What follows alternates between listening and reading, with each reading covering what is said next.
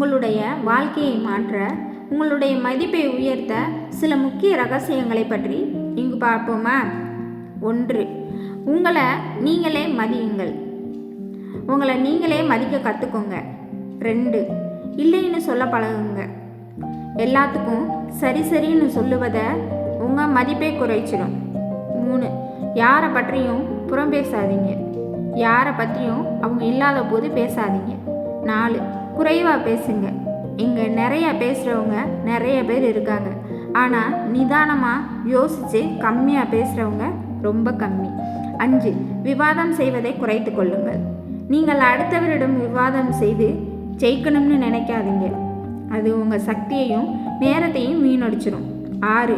உங்களுடைய அறிவை வளர்த்து கொள்ளுங்கள். தினமும் ஏதாவது புதுசாக கற்றுக்கிறத வழக்கமாக்கிக்கோங்க.